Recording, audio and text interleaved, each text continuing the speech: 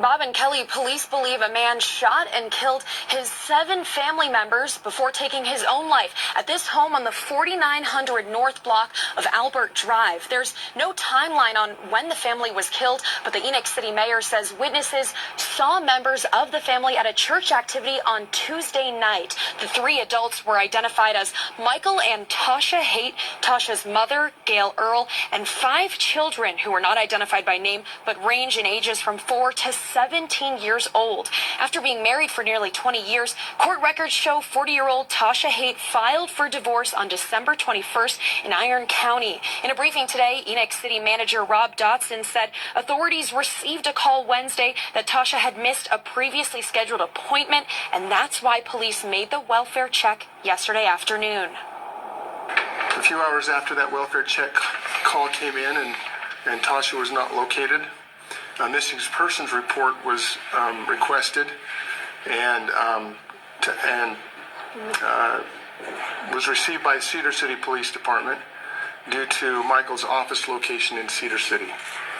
Once determined Michael's home address was in Enoch City, the missing persons report was passed to Enoch City officers, at which point the welfare check to locate Tasha became an effort to find the entire family.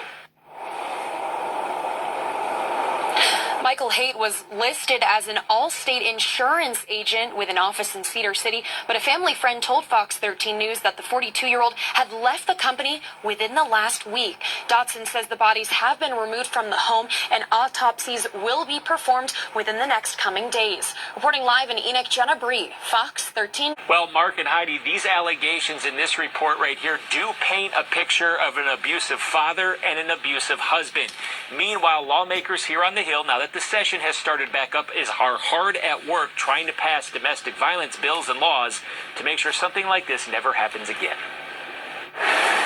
At least 3 years before police say Michael Haight killed his family, then himself, police were told by one of the daughters about abuse allegations. Salt Lake City Rabbi Evreme Zippel read how Macy Haight, the oldest daughter of Michael Haight and one of his murder victims, told Enoch police in 2020 that her father would shake her and once choked her. But sadly, history has repeated itself way too many times for us not to realize that people who end up shooting their families usually have these sorts of stories. Some of what's in the Enoch report matches warning signs published by the National Domestic Violence Hotline. It warns abusive behavior includes insulting, demeaning, or shaming you, especially in front of others, preventing you from making your own decisions, preventing or discouraging you from spending time with others, and showing jealousy of time with others. The house is clear.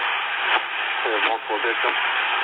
Stand by for more information. That's from police radio when officers were doing a welfare check and found the bodies of the Haight family in their home in Enoch on January 4th. Michael Haight shot and killed his wife Tasha, his mother-in-law Gail Earl, and their 5 kids between the ages of 4 and 17, and himself. But I know that she was a little bit concerned for her safety. One person who called police says she could not get in touch with Tasha and was worried. She was going through a divorce and was going to go back to her home last night. They had to do some paperwork. And I'm a little bit concerned. We were supposed to, we had an appointment scheduled that she missed. She doesn't ever miss appointments. That call was made an hour after Tasha missed a virtual appointment with the caller. She says she was concerned about her because of her husband, Michael, saying he had anger issues. He has had some violent tendencies in the past, and I believe CPS has been involved, and I actually believe she came and spoke to the police department a couple weeks ago to let her know divorce was upcoming. The caller says she couldn't reach her by phone or email, and that she knew there were guns in the house. I'm actually thinking he might still have access to those, but they are at least locked up in their house.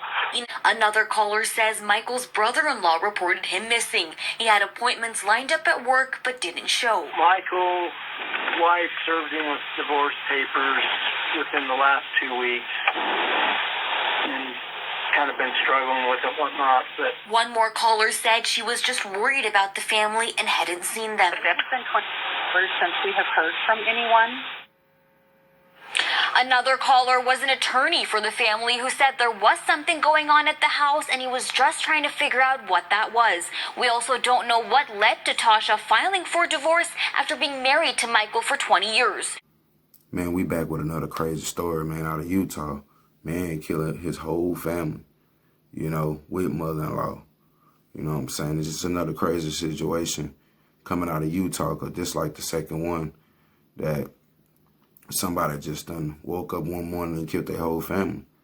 Or, you know, led up to it, but bro been searching and everything, searching to see if neighbors can hear the gun sound go off, how loud it be and all of that. So he had this plan for a few days. Then the day of the killings, his daughter texted and said on Snapchat to a friend, allegedly, and said that, you know, her daddy was acting funny that day.